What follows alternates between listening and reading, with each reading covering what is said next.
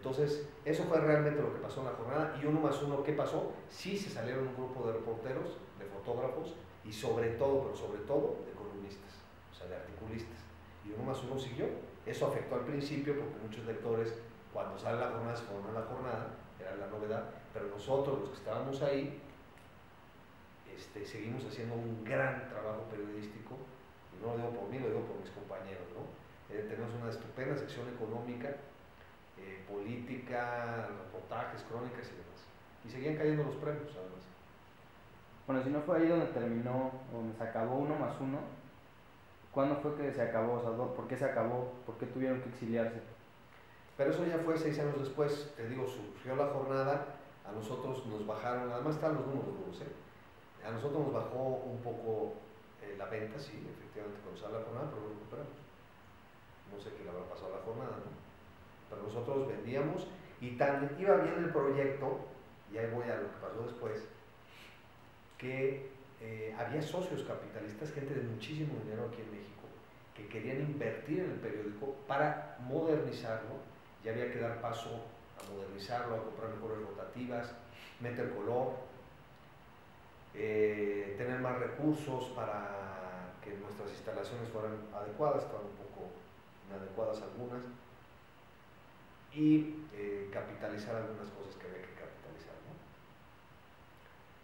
Y lo que ocurre es lo que te estaba narrando hace rato. Nosotros dimos a conocer en 1987 la creación de esta famosa corriente democrática dentro del PRI, no la jornada.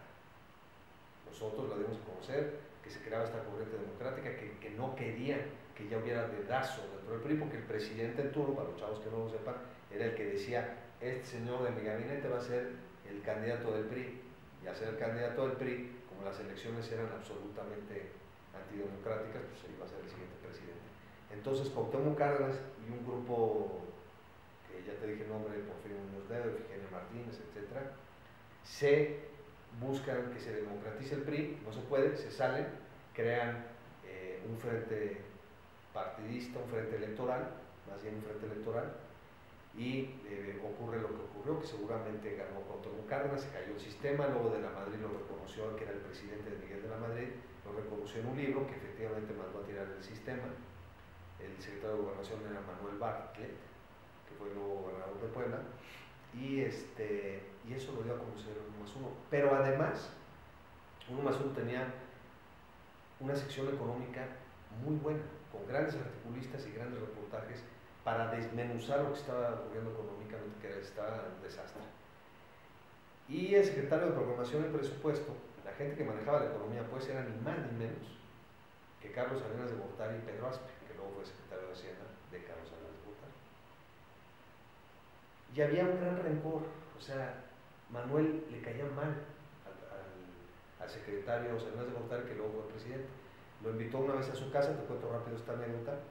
Lo invita Manuel a Carlos Salinas de Gortari y a Pedro Aspe a la casa, aquí, así como esto, la sala de su casa, con todos los columnistas, reporteros, editores de la sección económica, porque estaban de que era muy crítico, 1+1, el 1+1 que según los de la jornada no era crítico.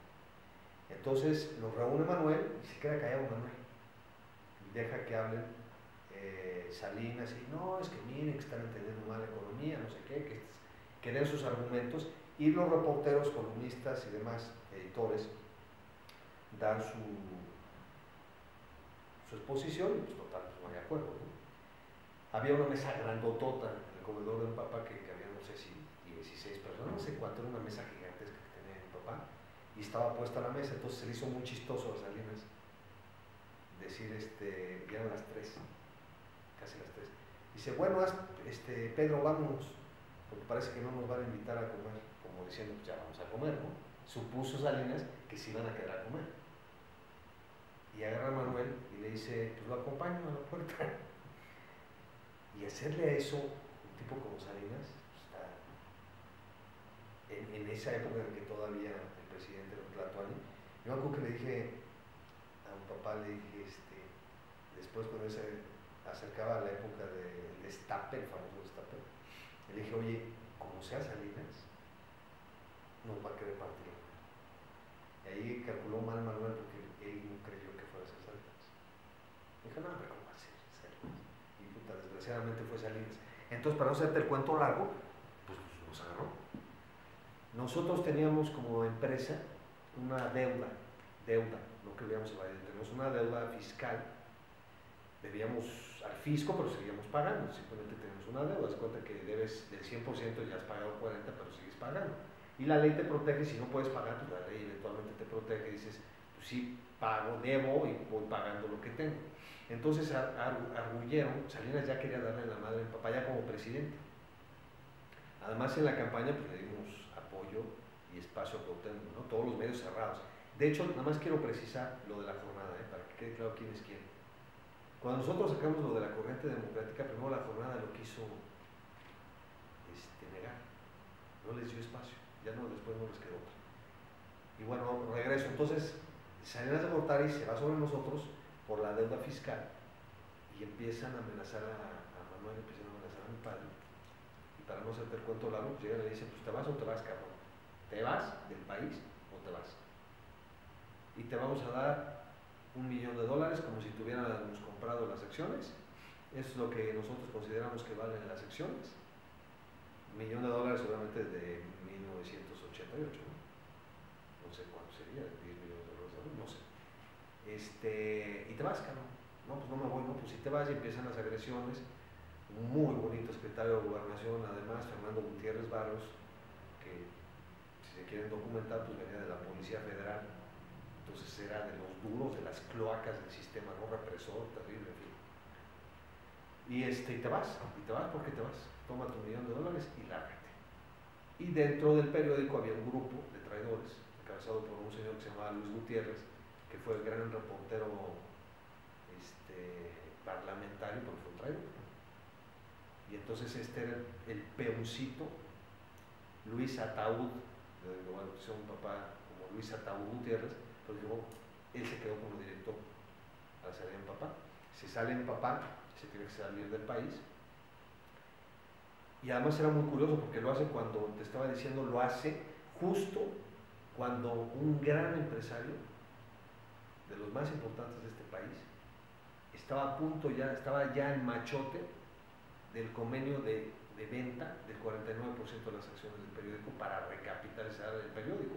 Entonces iba a tener una potencia en tiraje, en páginas, en color, en rediseño, todo, contratación de más periodistas. Y ya estaba la lana que este cuate había ofrecido, creo que como por el 49%, como $4 millones por ahí de aquella época, contra el 1 que dieron, ¿no? Por el 49%.